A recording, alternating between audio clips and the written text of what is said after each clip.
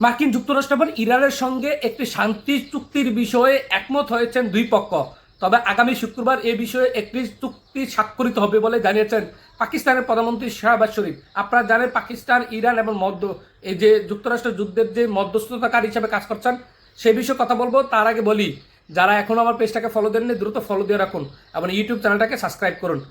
মার্কিন president Donald Trump এবং পাকিস্তানের প্রধানমন্ত্রী শাহবাজ শরীফ তাদেরই দুই ব্যক্তির সামাজিক যোগাযোগ মাধ্যমের পোস্টে নিশ্চিত হয়ে গেছে যে যুক্তরাষ্ট্র এবং ইরান যে যুদ্ধের শান্তি চুক্তি সেটা সম্পূর্ণ হয়েছে।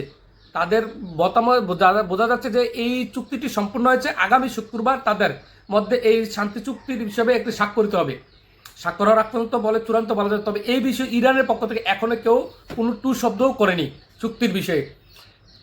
মার্কিন প্রেসিডেন্ট ডোনাল্ড ট্রাম্প তার একটি সামাজিক যোগাযোগ মাধ্যম পোস্টে বলেছেন যে আজ একটি বড় খুব সুখবর, ইরানের সাথে তাদের যেই একটা চুক্তি সেটা সম্পূর্ণ হয়েছে, যেই কারণে তিনি হরমুজ প্রণালী এবং ইরানের যে বন্দরগুলো অবরোধ রাখা হয়েছিল সেই অবরোধ ঘোষণা তুলে দেওয়ার তিনি ঘোষণা দিয়েছেন।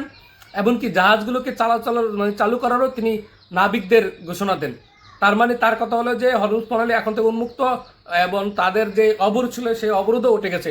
তার আগে পাকিস্তানের শাহবাজ শরীফ বলেন যে ইরানের সাথে যুক্তরাষ্ট্রের যে চুক্তি, শান্তি চুক্তি, সেটি সম্পূর্ণ হয়েছে। আগামী শুক্রবারের ভিতরে সেটি স্বাক্ষরিত হয়ে যাবে। তাদের যেই দুই পক্ষের মতামত মিলে গেছে। এটি খুবই সুন্দর একটি সুখবর। এখন প্রশ্ন হলো, ইরানের পক্ষ থেকে কিন্তু এখনো কেউ বলেনি যে এই চুক্তিটি সম্পূর্ণ হয়েছে। ডোনাল্ড ট্রাম্প এবং শাহবাজ শরীফ যে দাবি করেছেন যে এই চুক্তিটি সম্পূর্ণ হয়েছে, ইরানের পক্ষ থেকে এখনো সেই বিষয়ে কোনো কথা বলেননি।